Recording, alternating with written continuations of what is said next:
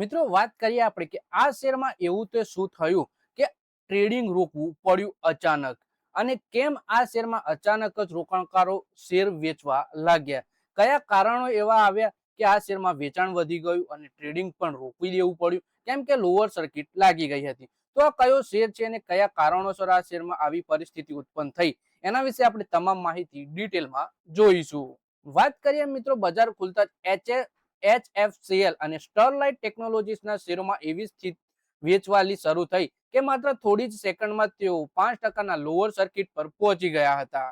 થોડા દિવસ પહેલા જ તેમણે આ શેરોમાં જબરજસ્ત તેજી જોઈ હતી. એવા રોકાણકારો અચાનક વિચારમાં પડી ગયા કે એવું તે શું થઈ ગયું કે આ શેર લોઅર સર્કિટ પર પહોંચી ગયા. વધારે માહિતી આપણી સ્ટરલાઇટ ટેકનોલોજીસ અને HFCL ના શેર વિશે જોઈએ. પણ આ કહાનીનું બીજું પાસું પણ છે. જેણે રોકાણકારોને માલામાલ કર્યા, આજે શેર લાલ નિશાનમાં છે. થોડું પાછળ જઈને જોઈએ તો આ તસવીર અલગ જ છે. ગયા એક વર્ષમાં શેરે લગભગ 90% તેજી બતાવી. એટલે કે જેમણે એક વર્ષ પહેલા આ શેરમાં વિશ્વાસ મૂક્યો હતો, તેમની મૂડી લગભગ બમણી થવાની દિશામાં છે. 3 વર્ષનો રેકોર્ડ પણ આ શેર વિશે આપણે જોઈએ તો લગભગ 150% આ શેર વધ્યો છે. અને કારણ છે કે ઘણા જૂના રોકાણકારો આજે થયેલા ઘટાડાને અલગ દ્રષ્ટિકોણથી જોઈ રહ્યા છે. એટલે કે રોકાણકારોને HFCL ના શેરે એક વર્ષમાં 90%, જ્યારે 3 વર્ષમાં 150%નું રિટર્ન આપ્યું છે. તેમ છતાં પણ જે જૂના રોકાણકારો છે એ આ ઘટાડાને એક અલગ રીતે જોઈ રહ્યા છે. ₹5.95 થી આ શેર ₹2578 સુધીનો સફર કર્યો. એટલે કે HFCL ની સૌથી રસપ્રદ વાત એ છે કે એક સમય એવો હતો જ્યારે શેર ₹5.95 ઉપર હતો, પણ સમય બદલાયો અને આ શેર ₹2578 ઓલ ટાઈમ હાઈ પર પહોંચી ગયો. આ શેર જમીનથી આસમાને પહોંચવાનો સફર કર્યો છે. કદાચ એ જ કારણ છે કે રોકાણકારો આ શેરમાં રસ દાખવે છે અને વોલ્યુમ પણ બતાવે છે. રોકાણકારોની નજર પણ હજુ પણ આ શેર ઉપર જ છે.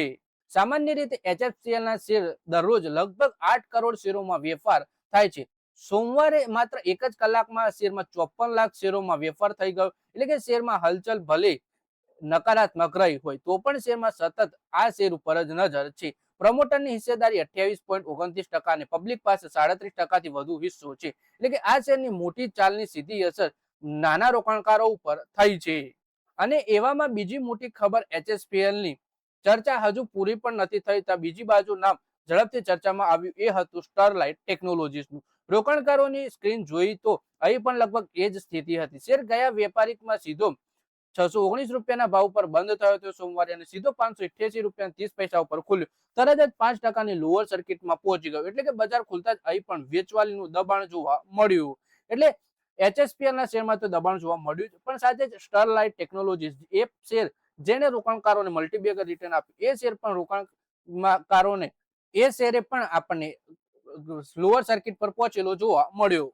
આ કોઈ સામાન્ય શેર નથી. સ્ટરલાઇટ ટેકનોલોજી છે ગયા એક વર્ષમાં બજારોના સૌથી ચર્ચિત શેરોમાં એક રહ્યો છે. આ શેરે એક વર્ષમાં લગભગ 600%નું રિટર્ન આપ્યું છે. હા, 600%. જો કોઈ રોકાણકારે યોગ્ય સમય પૈસા લગાવ્યા હોત તો તેની રકમ ઘણી વધી ગઈ હોત. એટલું જ નહીં, 3 વર્ષમાં લગભગ 282% આ શેર ઉછળી ચુક્યા છે.